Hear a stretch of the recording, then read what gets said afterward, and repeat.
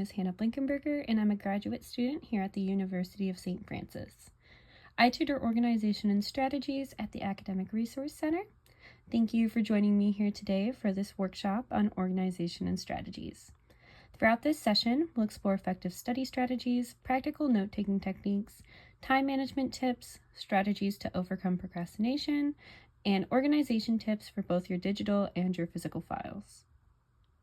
But before we begin, I would like you to please think about this question. Why is organization and strategies important to me? This response may be different for everyone, but some examples could include: organization and strategies are important to me because they can help to improve my time management skills. Or, organizations and strategies are important to me because it can help to reduce my stress by creating a clearer plan for tackling my tasks. What do you think? Take a moment to reflect and feel free to leave your response in the comment section below. Now let's dive into some study strategies and tips that can help make your study sessions more effective and productive. Firstly, flashcards or self-tests are excellent tools for studying. These techniques utilize active recall, which strengthens memory connections, making it easier to retrieve the information later. Additionally, when studying with flashcards or self-tests, it is helpful to requiz yourself on the ones you got incorrect. This ensures that you are targeting the areas that need additional studying, utilizing your studying time more effectively. Another effective study strategy is to join or create a study group. You can form a study group with your classmates and schedule weekly or monthly meetings to review course material and prepare for exams together. Asking each other questions is important, as what you do not know, someone else may know, and vice versa. Sharing knowledge on a topic helps with problem solving and discovering different perspectives. Another great way to study in groups is trying to teach the other person the topic. This reinforces your understanding and boosts your memory by explaining the concepts out loud. As well, it is important to set goals and break up studying time. We evolve at the pressure of a large assignment or exam looming, and it can feel overwhelming to know where to even start. But when we break tasks down, it becomes much less daunting and easier to tackle. Making a study schedule can be incredibly helpful, as it allows you to map out when you will work on each task or assignment, making sure that everything is completed on time without last-minute stress. Setting aside specific times to work ensures you don't procrastinate and helps you stay on track with your goals. A study schedule also lets you visually see how much time you have for each task, helping you to manage expectations and reduce your stress. As well, breaking up studying and assignments into smaller sections can make it easier to tackle larger assignments and make it seem more manageable. When breaking up tasks, ensure you set specific goals. The more specific you are, the clearer your focus will be, and the more motivated you will be to stay on task. Instead of writing in your planner, study, say, I will go over flashcards for Chapter 3 on Monday and Chapter 4 on Tuesday for my chemistry exam. Try to be specific. The more specific you are, the better. Instead of saying, just study, be specific about what you're studying and when you will study it. This structure not only makes it easier to stay organized, but it also helps you be more intentional with your time. Lastly, it is important to maximize your resources. There are many resources available to help make your academic journey smoother and more successful. By utilizing the resources around you, you not only make studying easier for yourself, but you also ensure that you are utilizing all the opportunities you have to succeed. Firstly, take advantage of professor office hours to ask questions and receive clarification. As well, utilize tutoring services, and if your class has SI sessions, do your best to attend them. Tutoring is available in Tower Hall N316. The ARC has walk-in and by-appointment tutoring options available. For more information, please check the description of this video. Now let's get into note-taking. One of the biggest issues students may have with note-taking, especially during a lecture, is trying to write down everything the professor is saying. Unfortunately, this is very difficult, not very effective, and can actually reduce your learning during the lecture, as instead of engaging in taking in the information, you are focused on writing everything down. To help with this, we're going to explore some note-taking tips that can make the process more effective and efficient. The first tip is to focus on writing conclusions and summaries in your notes rather than trying to capture every single detail. When you write down the key points and conclusions from the lecture, you're prioritizing the most important information. If you miss any specific details during class, don't worry, you can always add those facts later. either from the PowerPoint slide if your professor shares them with you or from your textbook. This way, you can stay engaged during the lecture without feeling overwhelmed by having to jot down every word. Another tip is to frame your notes as questions and then answer them. Rather than just passively writing down what the professor says, think about the key points in the form of questions. For example, if the professor explains a new theory, write down a question like, what is the main principle behind this theory? Then answer that question based upon the lecture. This approach not only helps you stay actively engaged with the material, but also allows you to assess your understanding of the topic as you go along. Plus, it is a great way to prepare for future exam questions. In addition to framing your notes as questions, another effective technique is to use color coding. Assign different colors to different topics or concepts. This will help you visually organize your notes, making it easier to locate specific information when studying later. For instance, you could use one color for definitions, another for important dates, and another for examples or case studies. Not only does this make your notes more organized, but it also helps you recall the information. Lastly, it's a great idea to review your notes after class. Set aside at least 10 minutes to go over your notes once you're done with the lecture. This will reinforce the material in your mind while it's still fresh. During this time, you can also take the opportunity to organize your notes. If you were writing in a hurry during the lecture, this is the perfect time to tidy them up, add in any missing information, clarify any points that might not make sense, and highlight any key ideas. Now that we've gone over some study strategies, let's take a moment to reflect. What can you implement to help you study more effectively in the future? Feel free to leave your response in the comment section below. Now let's look at time management tips. Firstly, it can help to prioritize your tasks. A way to do this is by sorting your tasks into categories based upon due dates to ensure you are completing your assignments on time. Another time management tip is to create a weekly schedule. Take some time at the start of each week to map out your schedule. This can help you visualize how your time will be spent and ensure that you're allocating enough time for everything you need to get done. On the schedule, block out study time and all your commitments, such as class, work, exercise, socialization, meals, and sleeping. Maintaining a healthy balance between work and life will ultimately help you be more productive in both areas. Additionally, utilizing a planner can be a useful tool as it helps you stay organized, manage time effectively, and keep track of your goals and commitments. As well, it is helpful to set mini due dates for yourself. Split big assignments up into smaller sections and assign mini due dates for the sections. This not only makes the task feel less daunting, but it also helps to avoid procrastination.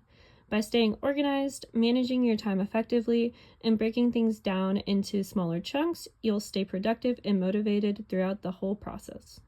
Utilizing a schedule can help improve one's time management. A well-organized schedule can help ensure that you're staying on top of all your tasks and responsibilities. By having a clear plan in place, you can allocate time for studying, assignments, and personal activities without feeling overwhelmed. You can use digital or physical schedules, depending on what works best for you. Digital schedules are often more flexible and you can update them easily on your phone or computer. For instance, Google Calendar is a great tool for scheduling assignments, classes, meetings, or any important events. You can color code your schedule to categorize different types of activities, such as work, school, or personal time, making it easier to quickly see what's coming up next. In addition to a schedule, reminder applications are another great tool to help keep you on track. These apps can send notifications to your phone or computer to remind you of upcoming assignments, deadlines, or study sessions. Having a reminder system in place can prevent you from forgetting important tasks and reduce the chance of procrastination. On the screen, there is a schedule template available for you to use by scanning the QR code or by going to the description of this video. To-do lists are also a great tool for time management. I personally like to write a to-do list every Sunday to start my week off with knowing exactly what I need to accomplish. It also is helpful to sort your to-do list in order of which tasks you need to accomplish first.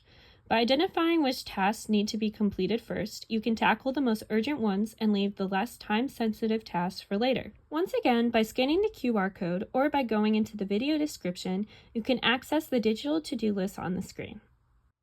The last time management tool we are going to look at in this workshop is an assignment tracker. An assignment tracker allows you to track all your assignments, when you are planning to tackle them, and when they are due.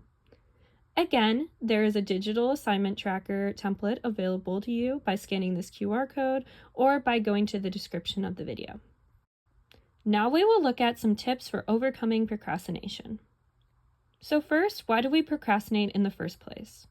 Well, we procrastinate because in a way we are protecting ourselves from the stress of the task.